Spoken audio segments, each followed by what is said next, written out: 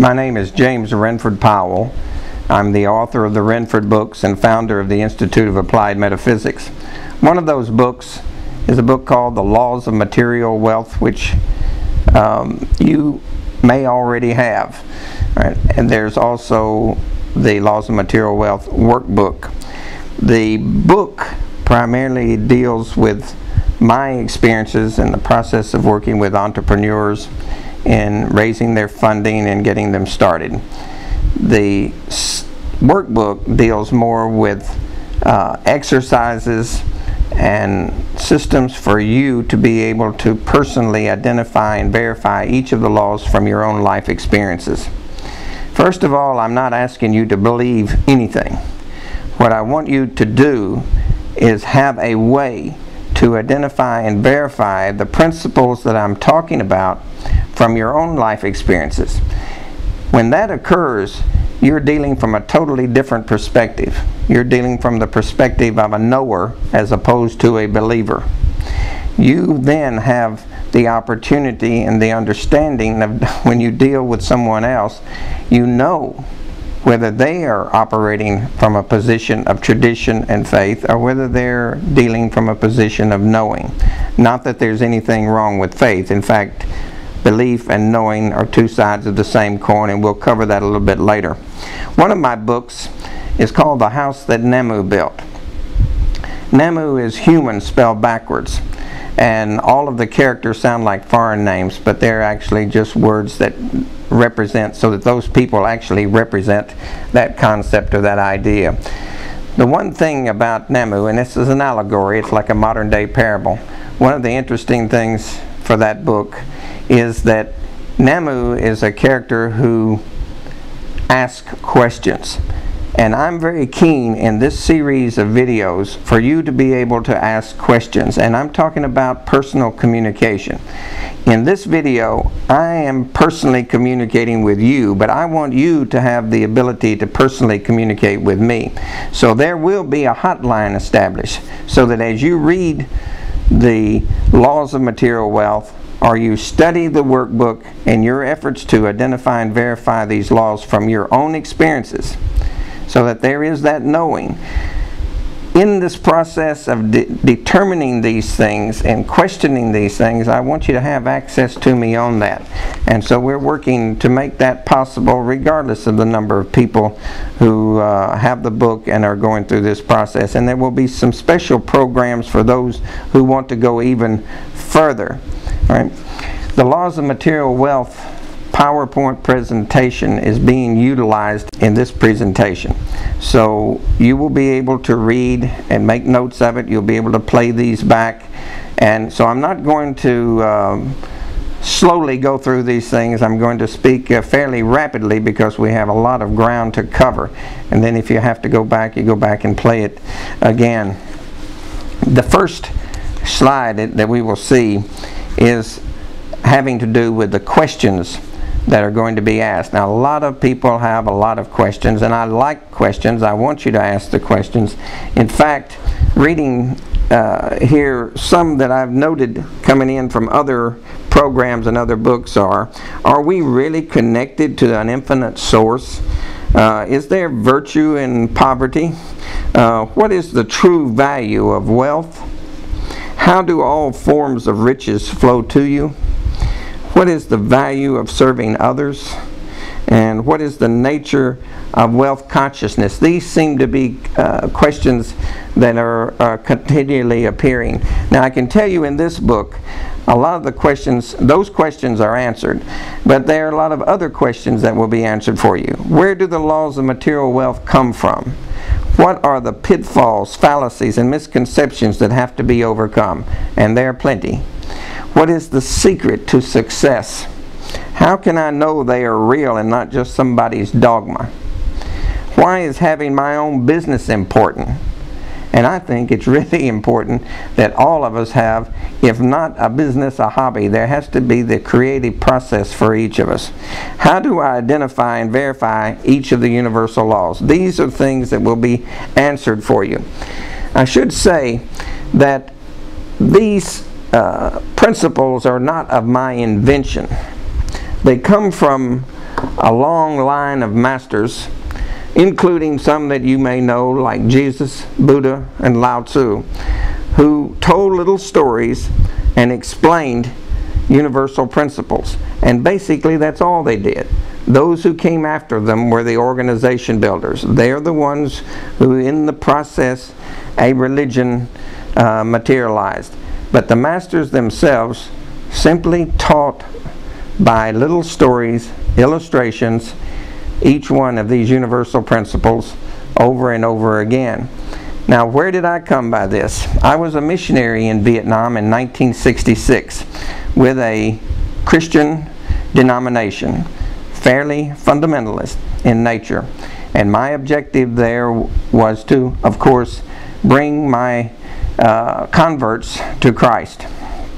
And in this process, I wanted to establish rapport with these Chinese students. I was working in the Chinese section of the city called Cholan. And there we had about 500,000 Chinese refugees. And all the way up from August of 66 until the Tet Offensive in 68, this is where I was in the process of studying Chinese, learning to write, learning to deal, learning the culture, and being able to communicate with them. In other words, establish rapport where I could attract students to my classes. These students were mostly young men who were avoiding the South Vietnamese army, and so I spent a lot of time in martial arts centers and ping pong centers and other places and schools where I could meet these people. And in the process of studying their cultures, studying Lao Tzu, or the Analects of Confucius and Buddhism, I began to isolate certain principles. Over and over again, these principles were coming up. At first, I was trying to come up with some things that made Jesus a lot like Buddha, or made Lao Tzu like Buddha. But the problem was these were very different people in very different cultures and very different times. But the principles don't change. These immutable, invariant, non-changing principles are always there. And these individuals spent their lives explaining and illustrating these principles.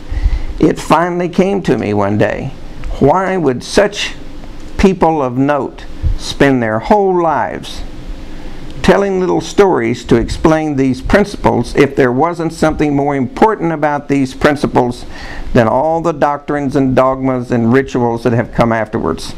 This was the question. Right? And in my process, this was a moment, an epiphany, a coming to awareness that made me go back and study my roots, my religion, and my training like I'd never done before.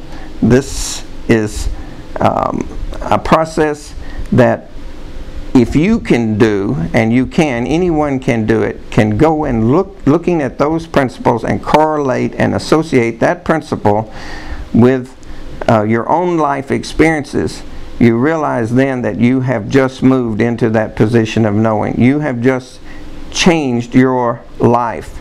And this program of study is taking these principles, not that you use the universal laws, you simply come into harmony with them, but you can take these principles and look at them in relation to your business, or in relation to having your own business, and you have a completely different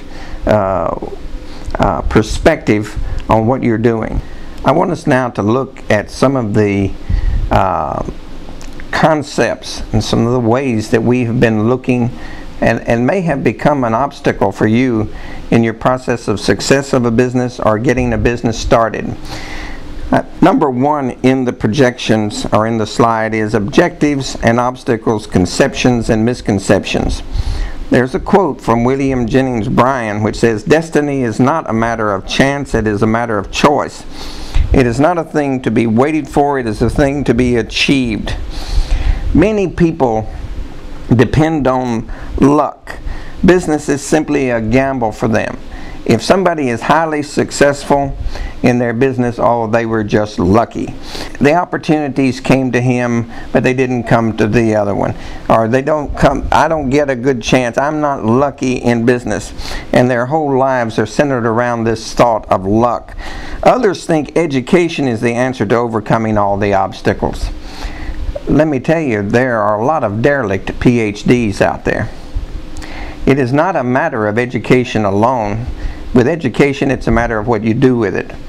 Just like it is in your job, it's not, or in your business, it's not a matter of what you know, it's what you do with what you know that is important. There are those who think that the ability to save is the key to success. They've heard stories about the bag lady who died and left $2 million, and all she did was go around and pick up money, and she saved her bottles and one thing and another, or bought some shares in the railroad or whatever, and they conserve their money. If you want to live a life like that, you can try that procedure. It might work for you. I don't think it makes a lot of sense, personally. Some think smart brokers and advisors or consultants are the key. They think that by getting hot tips or being the insider is the way that they're going to make it in their life, in their business, and financial independence. I can tell you, at my age, with 35 plus years experience in business, you can trust about half, about the way you do with picking a partner. I've found that I'm wrong about half the time. I wouldn't put any stake in it if I were you. Some say just doing the best you can is all anyone can ask for or expect. In other words, the muddle through theory. Just keep doing and do the best you can. And I don't think that has proved to be very successful for anybody. Those who've been successful are those who've been able to clearly determine who they are, what their capabilities are, know what they want, and design a plan to get what they want and begin to work the plan through. This is how one may determine financial independence. All possession, this is a quote from Charles Hannell, all possession is the result of the accumulative attitude state of mind, or the money consciousness. This is the magic wand which will enable you to receive the idea, and it will formulate plans for you to execute, and you will find as much pleasure in the execution as in the satisfaction of attainment and achievement. The accumulative state of mind. This comes to the question of knowing exactly what you want. If you take all the books that have been written about success, financial independence, and it can be success in business, it can be success in marketing and sales, or just success in reaching financial independence, you will find that at the core of the teachings that you receive, and they will all have different kinds of dress, and some will focus on and emphasize certain areas more than others. But the fact is, it will come down to three things that they're saying. They're saying that you must know what you want, and generally they do say you must know specifically what you want and when you want to have it. All right, is some of the more enlightened versions. The second thing is they say you must design a plan to get what you want, and thirdly, you must have the desire to see the plan through. Now, there is another aspect to this that I think is extremely important and is left out of many. Some people are beginning to make note of this, but the first is to know who you are. It may be as simple as knowing what kind of money you have available, where you're going to have the support of a spouse or family member, whether you have the skill to do what you want, whether you're just dreaming or you like the idea of being a stockbroker, or you like the idea, I mean, this appeals to you, but really whether you can do that kind of business or not, or whether you will like it once you really start to work at that area, is that if that's what you want to be. The problem with knowing what you want is that most of us really only know it from the standpoint of knowing what we don't want. We don't want to be poor. We don't want to end up in jail. We don't want to do like so and so and so and so. I don't want to walk down the street and people say, well, he made his money in multi-level marketing, or he made his money in the diamond trade, or he made his money as a garbage collector. Whatever it is, you're saying I don't want, or that I don't want to be. Knowing what you want is a highly, very difficult thing. A lot of people think that the most difficult of all things is knowing, or is in the consistency and the persistency required to see a plan through. And we have many stories about it, and I've mentioned it in other shows about Think and Grow Rich, about the man who stopped 3 feet from gold, and others, and there's so many illustrations about persistence and sticking with the plan, and that can be difficult, and we can all have our problems in that area, and it is important to be persistent and consistent in our activities. A lot of people think that the most difficult thing is just coming up with a plan, coming up with an idea that's going to make me rich, that's going to help me be successful. And they spend many, many hours just thinking about how they can go about, or what business they can do, and how they can accomplish that goal. But really knowing what you want has got to be one of the most difficult things of all. Really knowing what you want, because so many of us don't know who we are. And hopefully in this book, you will go through a process of identifying and verifying each law so that you know who you are, because you have identified and verified from your own life experiences each one of these principles. And one of those key ones is the law of being. And that's the one in which you will be able to ascertain, or to know and to look within and know who you really are, which is an important stage in all of this. In slide 3, it's called Universal Laws versus Natural Laws. I want to read you the quote from Spinoza, who was a theologian from The Hague in Holland.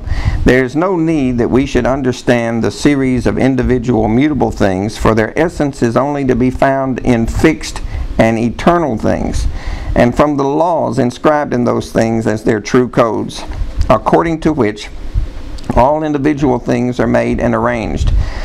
Nay, these individual and mutable things depend so intimately and essentially on these fixed ones that without them they can neither exist nor be conceived." He goes on to say that God and the universal laws of structure and operation are one and the same reality.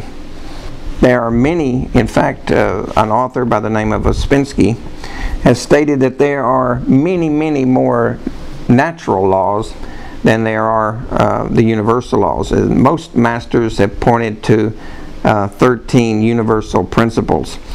But there are many laws that we create for ourselves. We're a little bit like the jumping bean, that they put the top over the bottle, and the bean will only jump to the top of that after a while.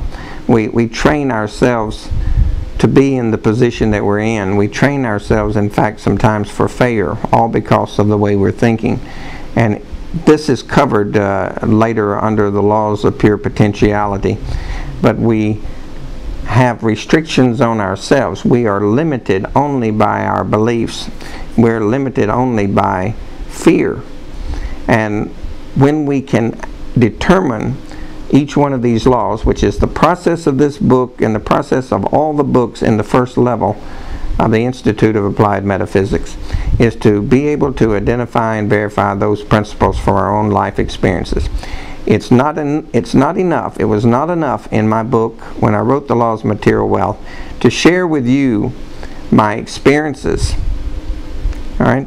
They might help. They could lead you or help you to correlate that experience with something that's happened to you. But it's not enough for me to simply share those experiences with you. Those are my experiences. Right? For them to be real, for them to be internalized, for them to be something that you recognize and know, it has to be yours. So this is the reason that I did the workbook, the Laws of Material Wealth workbook, so that with those exercises and those questions, you can move toward this process of identifying and verifying it for yourselves. Make sure it's real as far as your own personal experiences go.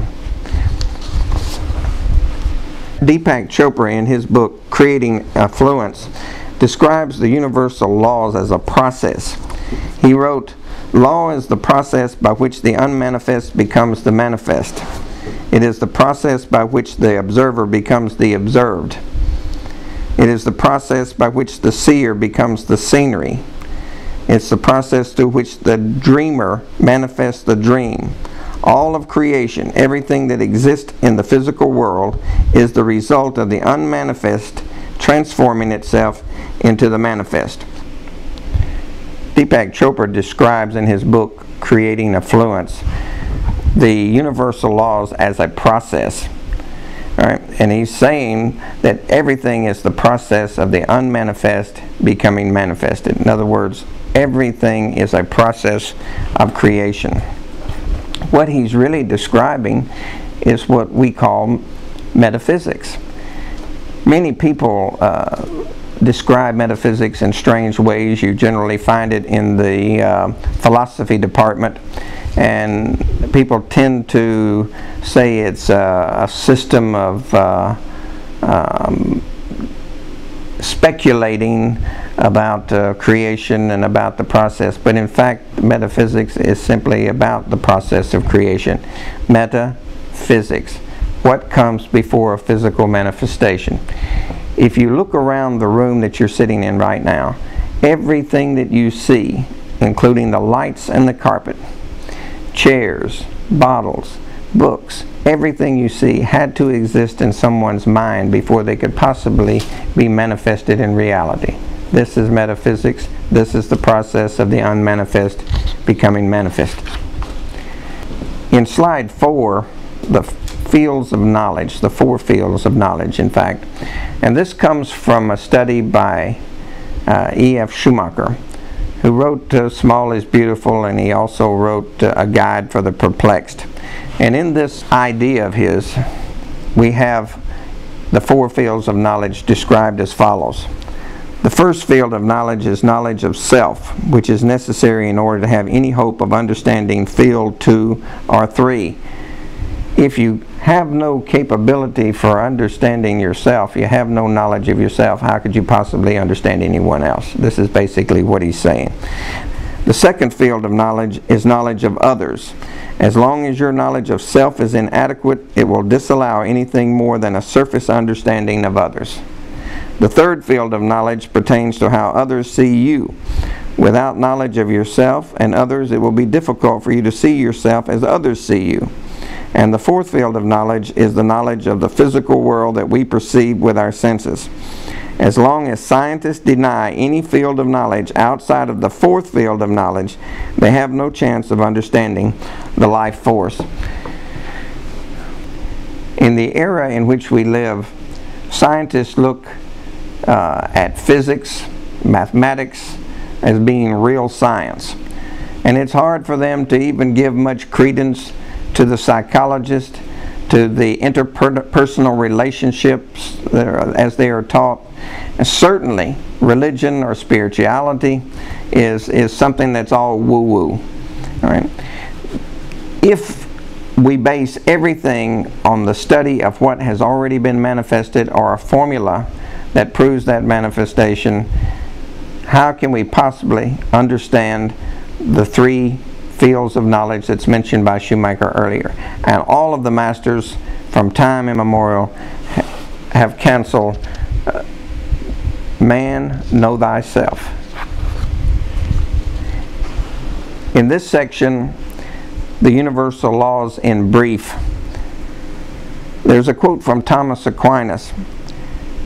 He's quoting Aristotle. He says, "Moreover, Aristotle defines the first philosophy," and in matter of fact, first philosophy is what he called his book. The Romans renamed it Metaphysica, but Aristotle himself called it the first philosophy. He says, "Moreover, Aristotle defines the first philosophy as being the knowledge of truth, not of any truth, but of that truth which is the source of all truth. of that namely which refers to the first principle of being of all things. Wherefore its truth is the principle of all truth, since the disposition of things is the same in truth as it is in being. Our minds are programmed to accept many limitations which are the only real limitations we experience. Humans create mechanical laws that must be overcome, as I talked about in an earlier section.